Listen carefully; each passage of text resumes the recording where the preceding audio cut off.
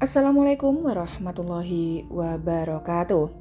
Sejarah tidak hanya menceritakan tentang kejadian-kejadian di masa lampau, namun juga teknologi serta perlengkapan yang digunakan dan juga diandalkan saat itu. Salah satunya adalah senjata yang begitu revolusioner dan sangat unik sampai sayang untuk dilupakan begitu saja. Inilah beberapa senjata kuno yang dulunya paling mematikan pada zaman dahulu. Nomor 10, Macuahult. Peradaban manusia pada tahun 900-an hingga 1570-an tidak bisa dibilang canggih seutuhnya. Warisan dari zaman terdahulunya masih terbawa hingga masa ini, terlihat dari penggunaan Macuahult yang nampak seperti pentungan biasa.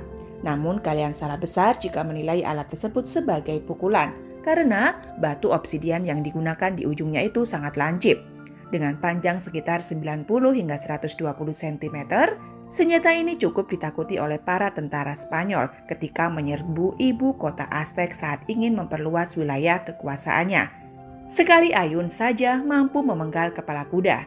Memang peninggalan bersejarah ini terkesan cukup terbelakang karena pada masa itu mereka hanya memaksimalkan material yang ada. Jadi belum belajar untuk mengolah besi sebagai sebuah senjata. Sehingga hanya batu inilah yang dapat ditajamkan sebagai pedang. Tapi untuk menggunakan alat ini tentunya memerlukan keahlian khusus karena orang-orang zaman sekarang terlihat kesulitan dalam memakai replika yang dimuat semirip aslinya. Hanya ada satu yang pasti, yaitu batu tersebut nyatanya bisa 12 kali lebih tajam jika dibandingkan pedang berbahan baja sekalipun. Nomor 9, Egyptian Kopes. Peradaban Mesir kuno punya segudang informasi yang menarik. Salah satunya adalah senjata bernama Egyptian Kopes. Berdasarkan artikel dari Sourdas, pedang ini juga menjadi simbol kekuatan dan kekuasaan para keluarga raja, mulai dari Fir'aun hingga permaisurinya.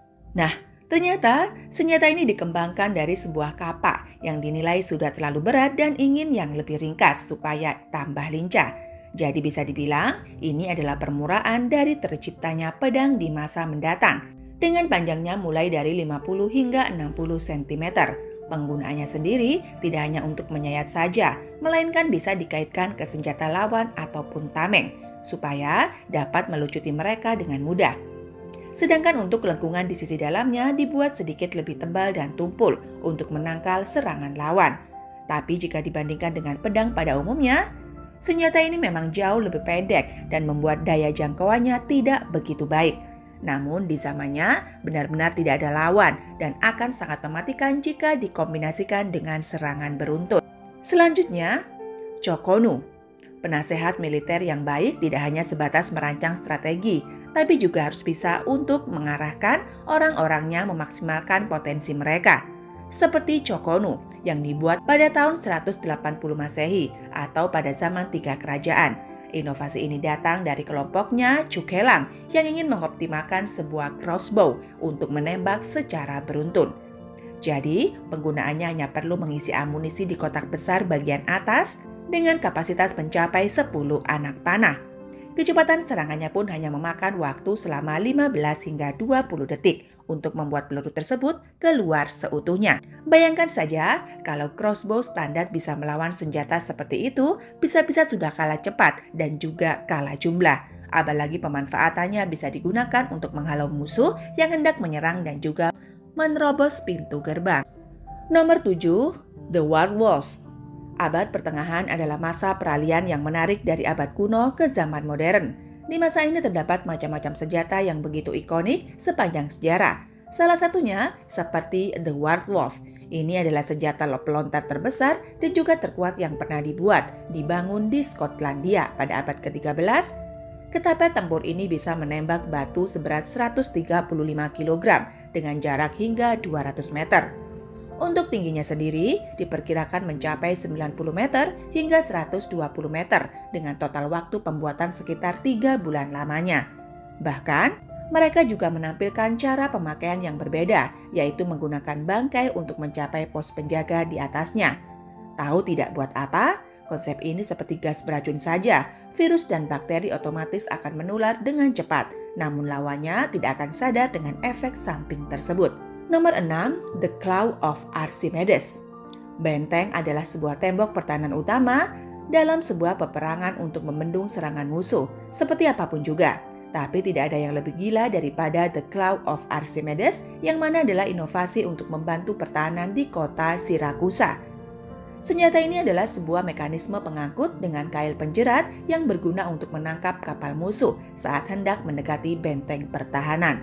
Nah, waktu kaitan tajam itu menyangkut dengan sempurna di badan kapal, maka tugasnya belum berhenti sampai di situ, tapi mereka akan mengangkatnya hingga setinggi mungkin dan dilepaskan begitu saja untuk menciptakan bantingan yang keras. Dijamin tidak akan ada satu kapal pun yang tahan karena langsung hancur berkeping-keping. Hal ini dirasakan langsung oleh pasukan Romawi yang membuatnya harus mundur dan menjaga jarak dari jangkauan alat tersebut. Jadi bisa dibilang inovasi ini cukup sukses membentengi kota dan rakyatnya sebelum akhirnya terlena karena terlalu percaya diri. Nomor 5, battering ram. Alat pengedor pintu merupakan salah satu inovasi simpel yang dapat bekerja secara maksimal untuk menerobos pertahanan lawan. Inspirasi ini tentunya didapatkan dari zaman kuno, yaitu sebuah battering ram yang skalanya jauh lebih besar. Soalnya yang digedor saja adalah sebuah gerbang pertahanan atau malah bisa benteng batu milik musuh itu sendiri. Nah, dilansir dari artikelnya Weapons from History, kemunculannya sendiri sudah tercatat sejak zaman Mesir kuno, yaitu sekitar tahun 2000 sebelum Masehi. Dengan menggunakan sebongkah kayu dan dioperasikan oleh beberapa prajurit. Sama seperti benda yang dipakai oleh kepolisian, peralatan ini membutuhkan momentum dari setiap ayunannya. Tapi di saat ini jugalah kelemahan alatnya terekspos dengan jelas karena pada awal pembuatannya tidak memperhitungkan perlindungan prajuritnya, sehingga model ini disempurnakan saat memasuki abad pertengahan untuk menghalau serangan panah hingga pelontar api. Nomor 4, The Chakram. India juga punya senjata legendaris jarak dekat yang telah ada sejak 2000 tahun lamanya, yaitu alat bernama The Chakram, sebuah piringan tajam untuk serangan jarak pendek dan dapat dilempar juga untuk target di kejauhan. Penggunaannya sendiri sebenarnya berasal dari alat berburu, namun perlahan mulai berevolusi karena keadaan perang.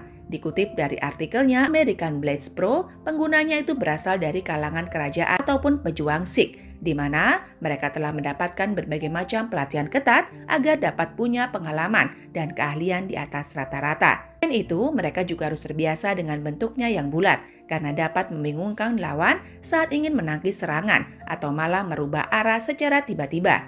Tapi saat sudah bisa memaksimalkan kemampuannya, maka senjata ini akan sangat berbahaya dan dapat menancap dengan begitu dalamnya, apalagi jika dipakai untuk memotong target seperti ini. Nomor 3, Flamberg. Abad pertengahan juga menjadi masa di mana orang-orang terus bereksplorasi dan memaksimalkan temuan yang mungkin dapat mendatangkan sebuah kesuksesan. Sama seperti pedang bernama Flambers yang punya bentuk bergelombang layaknya sebuah keris. Nah, dikutip dari Swordes, senjata itu diproduksi di negara-negara Eropa, salah satunya adalah Jerman.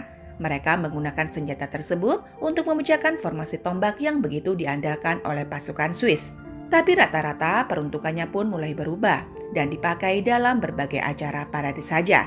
Karena kalau bicara soal kemampuan, jujur, tebasannya tidak ada beda jika dibandingkan dengan pedang normal. Mungkin saja berguna pada saat adu perang saja yang menimbulkan efek berbeda karena bentuk dari gelombang itu sendiri. Jadi tipe yang seperti ini lebih dipandang untuk urusan estetika belaka dan kurang efektif untuk berperang karena pembuatannya pun jauh lebih susah. Nomor 2, The Urumi. Keunikan bangsa India tidak terbatas pada senjata cakram saja, melainkan juga terdapat pada pedang ciptaan mereka sendiri, yaitu senjata yang dikenal sebagai The Urumi. Sebuah pedang fleksibel dan hanya punya berbagai variasi berbeda. Untuk cara menyerangnya itu seperti cambuk, tapi bedanya terletak dari material baja tipis yang sangat tajam. Tentunya, serangan seperti ini tidak akan bisa ditebak oleh lawan dan akan membabi buta sesuai dengan pergerakan penggunanya. Jadi dibutuhkan pengalaman dan juga latihan yang cukup intens supaya tidak menjadi senjata makan tuan. Juga pedangnya ini tergolong cukup panjang dengan estimasi sekitar 122 cm hingga 160 cm. Sekarang bayangkan saja bagaimana pedang itu diayunkan dengan cepat dan juga cambukannya bisa mencapai 32 helai jika berdasarkan artikel dari Swordes. Mungkin satu-satunya cara untuk mengalahkan senjata itu apabila dipojokkan ke tempat yang sempit atau dikepung di segala arah. Nomor 1, kepingga. Melempar pisau atau senjata tajam yang sejenis tentunya tidak akan semudah di film-film. Tapi suku Azande yang hidup di benua Afrika punya caranya tersendiri untuk memastikan lemparannya tepat sasaran, yaitu dengan menciptakan sebuah kepingga. Jika dilihat bentuknya cukup abstrak, tapi bagian utamanya sebenarnya hanya ada 3 mata pisau. Jadi bentuk berjabang itu memang sengaja dibuat ke berbagai sisi. Setidaknya saat lemparan melesat masih ada ujung runcing lainnya. Namun saat digunakan dalam jarak dekat, maka cara kerja pisau ini akan menyerupai sebuah kapak.